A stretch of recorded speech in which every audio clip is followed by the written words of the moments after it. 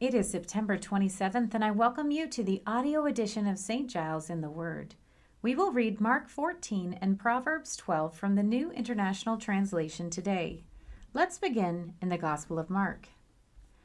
Now the Passover and the Festival of Unleavened Bread were only 2 days away, and the chief priests and the teachers of the law were scheming to arrest Jesus secretly and kill him. But not during the festival, they said, or the people may riot.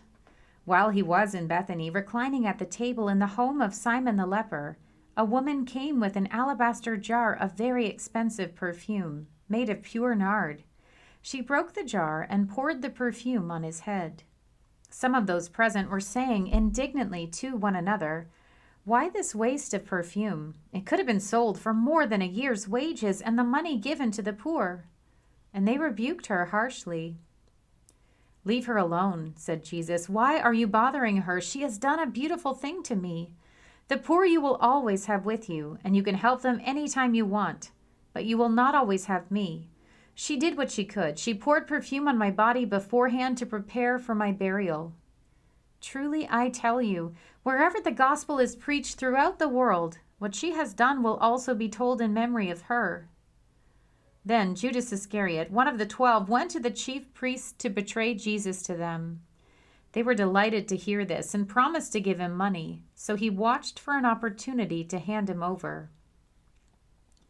On the first day of the festival of unleavened bread, when it was customary to sacrifice the Passover lamb, Jesus' disciples asked him, "Where do you want us to go and make preparations for you to eat the Passover?" So he sent 2 of his disciples, telling them, "Go into the city, and a man carrying a jar of water will meet you. Follow him. Say to the owner of the house he enters, 'The teacher asks, where is my guest room, where I may eat the Passover with my disciples?' He will show you a large room upstairs, furnished and ready. Make preparations for us there." The disciples left, went into the city, and found things just as Jesus had told them, so they prepared the Passover.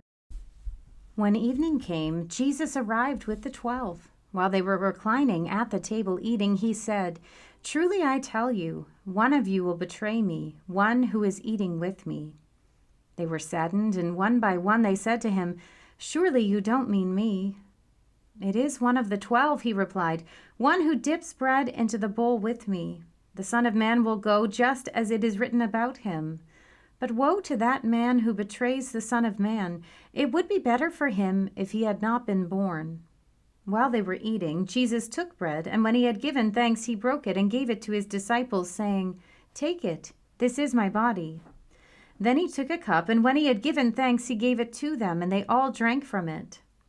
"This is my blood of the covenant, which is poured out for many," he said to them. "Truly I tell you, I will not drink again from the fruit of the vine until the day when I drink it new in the kingdom of God." When they had sung a hymn, they went out to the Mount of Olives. "You will all fall away," Jesus told them, "for it is written, 'I will strike the shepherd, and the sheep will be scattered.' But after I have risen, I will go ahead of you into Galilee." Peter declared, "Even if all fall away, I will not."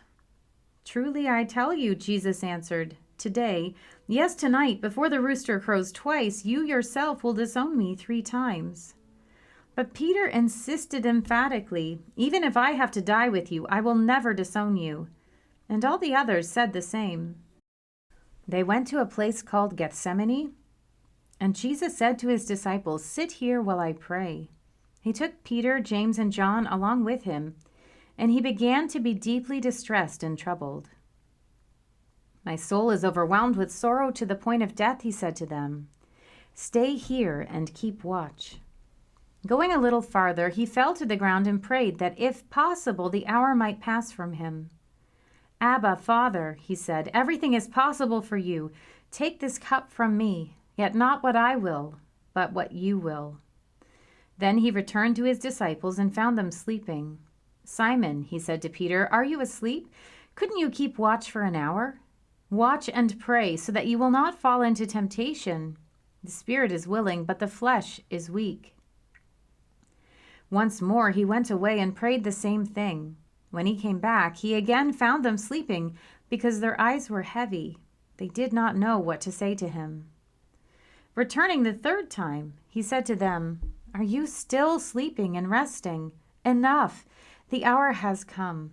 Look, the Son of Man is delivered into the hands of sinners. Rise, let us go. Here comes my betrayer." Just as he was speaking, Judas, one of the 12, appeared. With him was a crowd armed with swords and clubs, sent from the chief priests, the teachers of the law, and the elders. Now the betrayer had arranged a signal with them. "The one I kiss is the man. Arrest him and lead him away under guard." Going at once to Jesus, Judas said, "Rabbi," and kissed him. The men seized Jesus and arrested him. Then one of those standing near drew his sword and struck the servant of the high priest, cutting off his ear. "Am I leading a rebellion," said Jesus, "that you have come out with swords and clubs to capture me? Every day I was with you teaching in the temple courts, and you did not arrest me, but the scriptures must be fulfilled." Then everyone deserted him and fled. A young man wearing nothing but a linen garment was following Jesus. When they seized him, he fled naked, leaving his garment behind. They took Jesus to the high priest, and all the chief priests, the elders, and the teachers of the law came together. Peter followed him at a distance, right into the courtyard of the high priest. There he sat with the guards and warmed himself at the fire. The chief priests and the whole Sanhedrin were looking for evidence against Jesus so that they could put him to death, but they did not find any.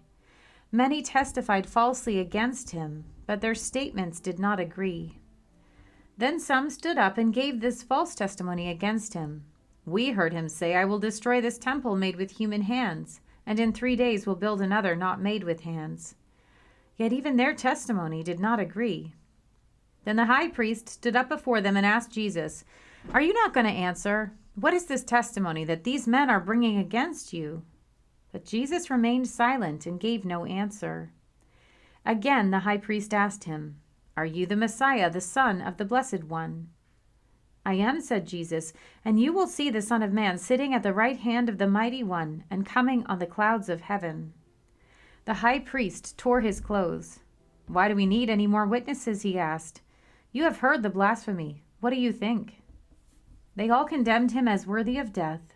Then some began to spit at him. They blindfolded him, struck him with their fists, and said, "Prophesy." And the guards took him and beat him.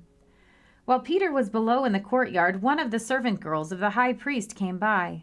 When she saw Peter warming himself, she looked closely at him.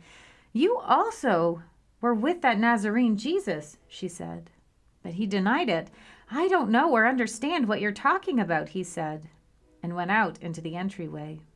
When the servant girl saw him there, she said again to those standing around, "This fellow is one of them." Again he denied it.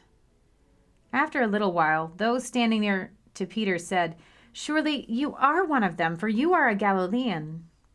He began to call down curses, and he swore to them, "I don't know this man you're talking about." Immediately the rooster crowed the second time. Then Peter remembered the word Jesus had spoken to him. "Before the rooster crows twice, you will disown me 3 times." And he broke down and wept. We turn now to the book of Proverbs. Whoever loves discipline loves knowledge, but whoever hates correction is stupid. Good people obtain favor from the Lord, but he condemns those who devise wicked schemes. No one can be established through wickedness, but the righteous cannot be uprooted. A wife of noble character is her husband's crown, but a disgraced wife is like decay in his bones. The plans of the righteous are just, but the advice of the wicked is deceitful.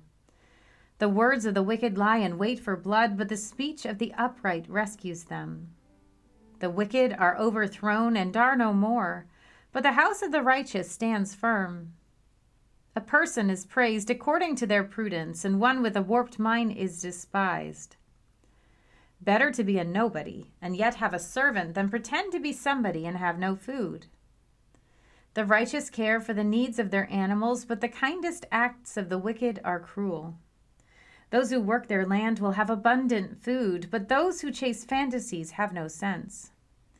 The wicked desire the stronghold of evildoers, but the root of the righteous endures.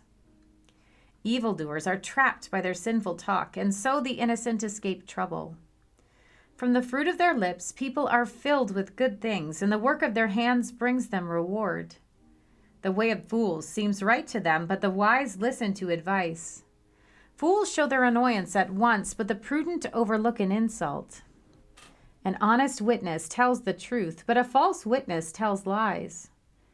The words of the reckless pierce like swords, but the tongue of the wise brings healing. Truthful lips endure forever, but a lying tongue lasts only a moment. Deceit is in the hearts of those who plot evil, but those who promote peace have joy. No harm overtakes the righteous, but the wicked have their fill of trouble. The Lord detests lying lips, but he delights in people who are trustworthy. The prudent keep their knowledge to themselves, but a fool's heart blurts out folly. Diligent hands will rule, but laziness ends in forced labor. Anxiety weighs down the heart, but a kind word cheers it up. The righteous choose their friends carefully, but the way of the wicked leads them astray. The lazy do not roast any game, but the diligent feed on the riches of the hunt. In the way of righteousness there is life, along that path is immortality. Here ends our reading for today.